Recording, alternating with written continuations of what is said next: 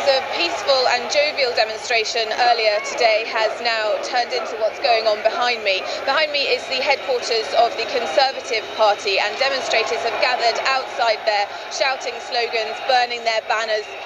In the middle of the courtyard there is a large fire that they've made that they're burning things on, throwing sticks. There's a large police presence inside the courtyard as well, and they've managed to break one of the windows of the building. Clashes in parts of North London have seen 26 police officers injured and over 160 arrests. It's thought small pockets of violence are still active. The unrest followed a peaceful weekend protest against the fatal shooting of a man. Police from Operation Trident, and there was some kind of gunfire. But what isn't clear is who opened fire first. You have a conflict here, which it seems impossible to resolve. A community that's anxious, that's angry, that wants answers, and at the moment, tests being carried out that will give those answers, but perhaps not for some days, weeks, or even months to come.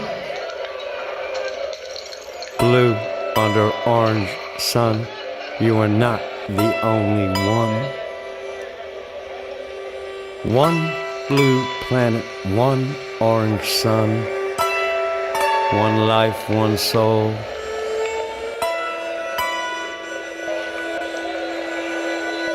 Look at all the wonder when you begun, and look at all you've become. Spike the guns and let the seeds shoot for life, shoot for life, seeds shoot for life. For when the time comes, humanity, you're gonna need more than a big gun. The blue one, the slum planet she's become. Blue under orange sun, you are not the only one. One life, one soul.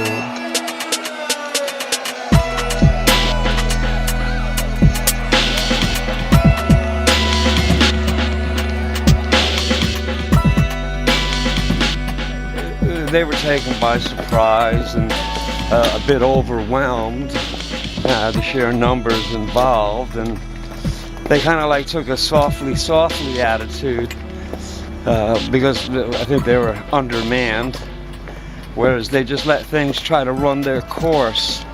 The rioters, they were black, they were white, they were Asian. You know, the one common denominator that they all had is that the majority of them were young, teenagers. This particular riot, I don't think race came into it at all. I think it was more or less driven by, well, let's say greed. That's the nature of society today. You know, here in the UK, consumerism is gone wild. And when you have a poor underclass who aspire for a new pair of trainers or a flat screen TV or something along that line, a riot is a perfect cover to go looting. Here in Britain, unfortunately, even the politicians are on the take. Recently, we've had a big scandal involving hundreds of members of parliament when, a lot of young people see their leaders fiddling and robbing the public purse and actually getting away with it. It's just a blatant abuse of power. And when you have corruption at the very top, it's going to filter down through every level of society. And in an open society like ours with a free press and free speech, we get to find out about these things. And how do you think it affects ordinary people? It shows that morally our society is like it's breaking down. It has no limitations. As long as you can get away with it, the politicians will do what they do. When the youth, when they do a spontaneous riot, and they go looting, it's just a symptom of all that's wrong in our society today. And let's move on down to the Peace Wall in Peckham, and we'll look at some of the aftermath of the riots.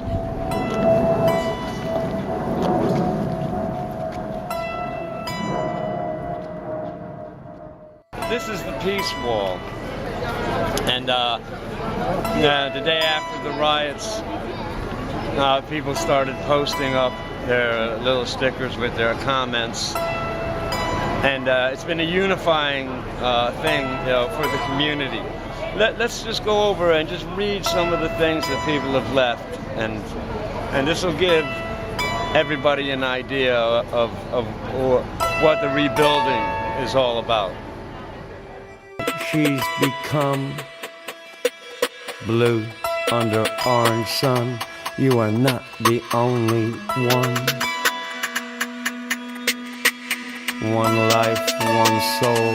It started with why we love Peckham, and so loads of people put post-it notes down about why they love Peckham, and it's kind of evolved beyond that to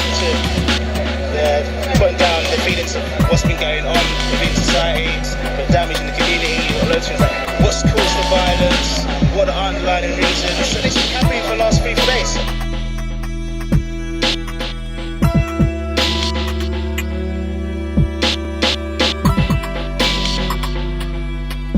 For example, here's a little note that somebody left. The rainbow of the world is in Peckham. And I agree with that. And then it's like, Peckham is my life. Forward, not backward. I love Peckham. Peckham is my home. And that's a general reflection of community coming together, sending a message to those young people that, hey, this is our home, and we've all got to live here together.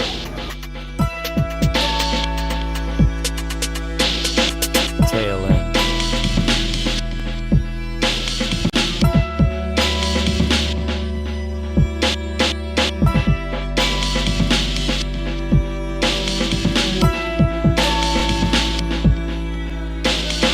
Nice one up here, and it says, looters are losers. Tough times never last, but tough people do. A lot of Londoners, when they, you tell them, say, yeah, I live in Peckham, they kind of say, oh wow, Peckham, that's a dodgy place. They already have a preconceived notion of what Peckham is all about. But really, it's a great place to live, and with such a diverse community, and there's a lot of social cohesion, amongst the people.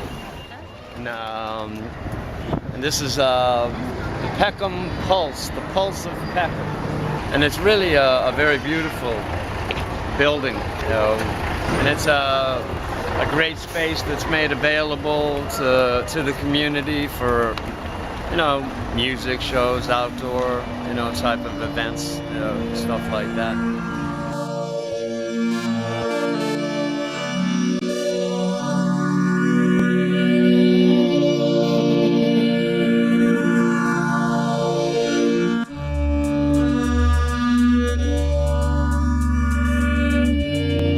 No, this is a shop that experienced some difficulties. Yes, they went for the money shot, and I'm not sure how much they got, but they went for it.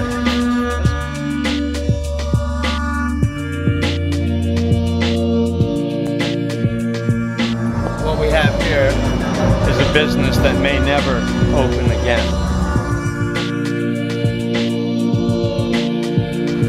Because it impacted really heavily on a lot of people's lives. Not just the lives that were lost, but the shops that were looted, the stock.